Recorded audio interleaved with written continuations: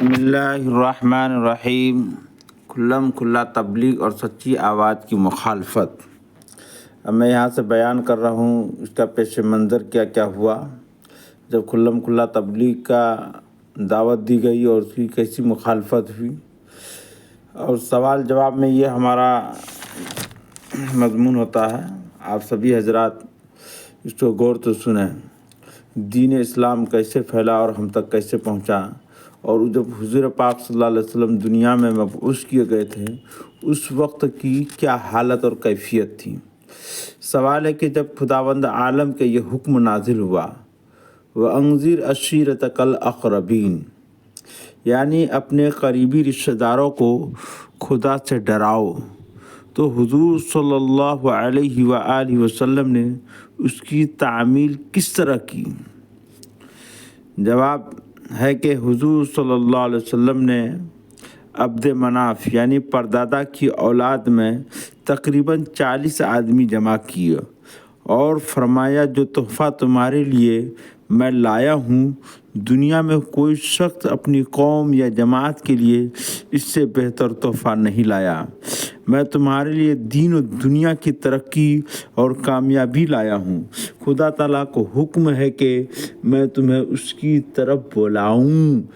دنیا کے تمام آدمیوں سے اگر میں جھوٹ بولتا تو واللہ تم سے ہرگز جھوٹ نہ بولتا۔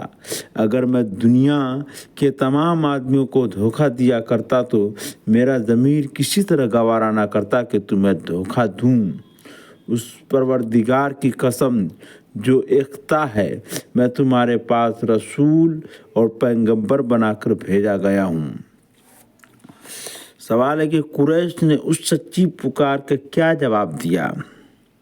جواب ہے کہ ابو لہب کھڑا ہوا، یعنی حضور صلی اللہ علیہ وسلم کا چچا، اور للکارا، تبا لک لہذا جمعتنا، تو برباد ہو گیا، اسی واسطے ہمیں اکٹھا کیا تھا۔ معاذ اللہ، قرآن پاک کی سورۃ تبت یدا ابی لہب سے خدا تعالیٰ نے اسی کا جواب دیا ہے۔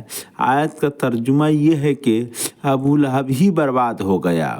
اس کے بعد کفار نے وہ تکلیفیں حضور صلی اللہ علیہ وسلم کو اور آپ کے ساتھیوں اور حمایتیوں کو پہنچائی کہ ان کے سننے سے رونگٹے کھڑے ہو جاتے ہیں۔ دنیا ان کی مثال سے خالی ہے۔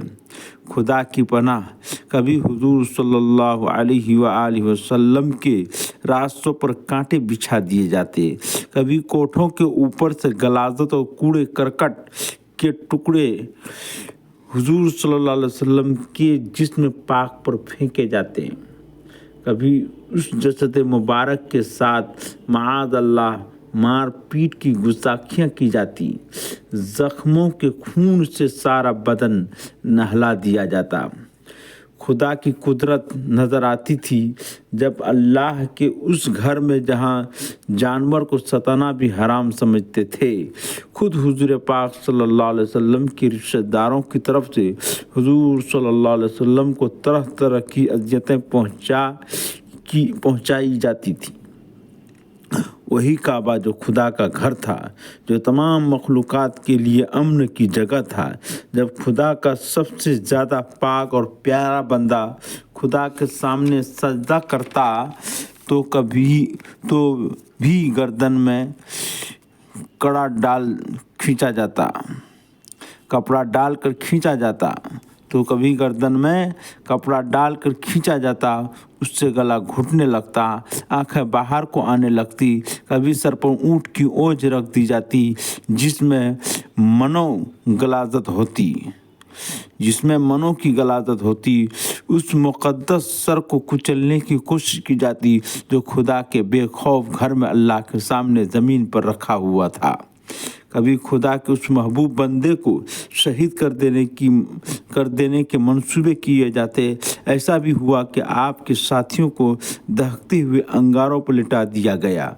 مکہ کی وہ کنکریلی زمین جو تنور کے بھوبل کی طرح تپتی ہے، دوپہر کی آگ برسانے والی دھوپ میں حضرت بلال حبشی رضی اللہ تعالیٰ عنہ کا بچھونا بنائی جاتی، नंगा लिटाकर उनके सीना पर पत्थर रख दिया जाता ताकि हिल भी ना सके। गर्दन में रस्सी बांध कर बच्चों के हवाले कर दी जाती। पहाड़ के पत्थरों में घिसटते फिरे। ऐसा भी हुआ कि हुजूर सल्लल्लाहु अलैहि वसल्लम के साथों मशक़ें कस कर सिर्फ इस जुर्म में रोज़ाना बैत लगाए गए कि बुत परस्ती क्यों छोड़ दी। किसी की गर्दन मरोड़ी जाती, सर के बाल खींचे जाते, धुएं में बंद करके हज़रत उस्मान गनी रज़ियल्लाहु तआला अन्हु का दम घोंटा जाता। किसी को गाय और ऊँट के कच्चे चमड़े में लपेट कर धूप में फेंक दिया जाता।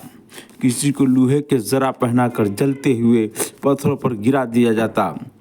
ओ कमबख्त अबू जहल, तेरा वो जुल्म हमेशा याद रहेगा। तूने बीबी सुमैया के नाजुक हिस्सा में नेज़ा मार कर शहीद कर डाला था। दुनिया कभी नहीं भूल सकती कि उन कमबख्तों ने 3 बरस तक बराबर हुजूर सल्लल्लाहु अलैहि वसल्लम का और हुजूर सल्लल्लाहु अलैहि वसल्लम साथियों का मुकाता कर रखा था। कोशिश ये की गई थी कि किस तरह पानी एक घोट या खाने का एक लुकमा भी अल्लाह के मानने वालों तक ना पहुँच सके। बच्चे भूख के रातों को बिलबिलाते। उनके वो रिश्तेदार जो उन बच्चों पर मक्खी का बैठना भी गवारा ना कर सकते थे, उनकी बिलबिलाहट सुनते पत्थर अगर उन कान रखते तो यकीनन फट जाते। लेकिन उनके दिल एक लम्हा के लिए भी ना पसीजते और अगर कुछ मुतासिर हुए भी थे तो मुआहिदा की पाबंदी से मजबूर हो जाते थे। कसूर सिर्फ इतना था कि अल्लाह को एक क्यों कहते हो, पत्थरों को क्यों नहीं पूजते, लूट मार, शराब खोरी, जुआबाजी, फहशकारी और हज़ारों किस्म के बुरे कामों में हमारा साथ क्यों नहीं देते। वही अल्लाह का इख्ता बंदा जो सारे जहान के लिए रहमत बनकर आया था, जब उनके फ़ायदे की बातें सुनाता तो वो शोर मचाते कि कोई सुन न सके। आप सल्लल्लाहु अलैहि वसल्लम को माअज़ल्लाह मजनून कहते ताकि हुजूर सल्लल्लाहु अलैहि वसल्लम की कोई बात पर कान ना लगा सके। मेलों और बाज़ारों के मौक़ों पर नाकाबंदी कर देते कि हुजूर सल्लल्लाहु अलैहि वसल्लम कोई ना पहुंच सके, हुजूर सल्लल्लाहु अलैहि वसल्लम तक कोई ना पहुंच सके। वो पत्थर बरसाते और पीछे लगते अल्लाह का भेजा हुआ प्यारा रसूल चल ना सके।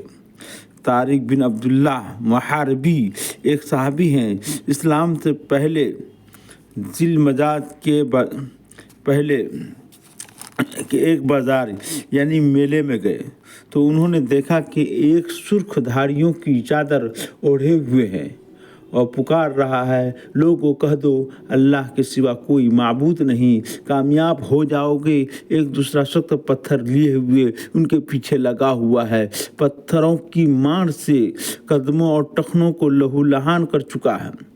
वो गला फाड़ फाड़ कर ललकार रहा है, उसका कहना मत मानो, ये झूठा है, माआज़ अल्लाह। मैंने कहा ये कौन है? लोगों ने बताया अब्दुल मुतल्लिब के ख़ानदान के एक नौजवान है। मैंने पूछा पत्थर मारने वाला कौन है? जवाब दिया गया उनका चाचा अब्दुल उज़्ज़ा नाम, जिसको अबू लहब कहते हैं। अलगर्द एक सच्ची आवाज़ थी जो पहाड़ की घाटियों में, शहरों की गलियों में, पेंट और मेलों के बाज़ारों में, शादी और खुश की महफिलों, रंज और मुसीबत की मातम गाहों में, खाना काबा के हरम में, मीना और अरफात की वादियों में भूली भाली मजलूमाना सच्चाई के साथ उठती थी। जालिमों का जुल्म उसको दबाना चाहता था, मगर मजलूमियत का शोला उनको दिन ब दिन भड़का रहा था। जुल्म और सख्ती जब कारगर ना समझी गई तो तमा भी दी गई। हुजूर सल्लल्लाहु अलैहि वसल्लम से अर्ज़ किया गया, अगर हसीना की तलाश हो तो सारे अरब की औरतें पेश हैं, जिसको चाहो पसंद कर लो। अगर रुपया की ज़रूरत हो, अरब के ख़जाने मौजूद हैं। अगर हुकूमत की तमन्ना हो तो हमारी गर्दनें गुलामी के लिए हाजिर हैं।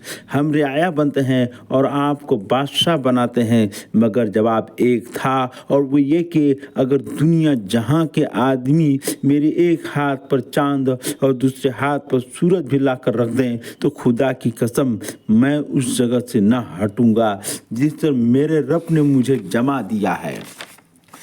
मुख्तसर ये कि वो एक पुकार थी जो हुजूर सल्लल्लाहु अलैहि वसल्लम की ज़ुबान मुबारक से अदा होती थी।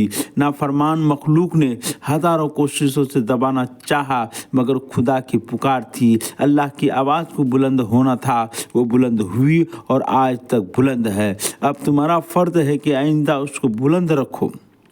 सवाल है कि मक्का के लोगों में सबसे ज़्यादा दुश्मन कौन कौन थे जो सबसे ज़्यादा तकलीफ़ दिया करते थे?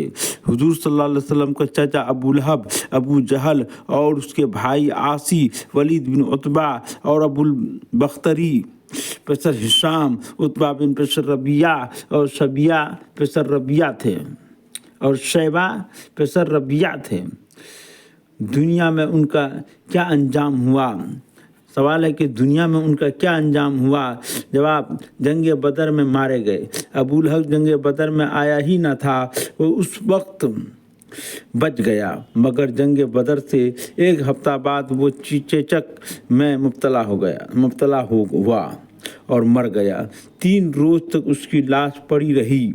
इसी चेचक के खौफ से कोई उसकी लाश के पास नहीं आता था। जब उसके वारिसों को लोगों ने लानत और मलामत की तब एक गड्ढा खोद कर उसकी लाश को उसमें ढकेल दिया गया और दूर से पत्थर फटक कर कब्र पाट दी गई। हमारी वीडियो को ज़्यादा से ज़्यादा मुस्लिम भाइयों में शेयर करें और हमारे चैनल को सब्सक्राइब करें, क्योंकि मैं इस्लाम के मुतालिक में सवाल जवाब में आप तक अपनी बात को पहुंचा रहा हूं और आपका भी फ़र्ज़ बनता है कि अपनी बात को, इस वीडियो को दूसरों तक, मुस्लिम भाइयों तक पहुंचाएं।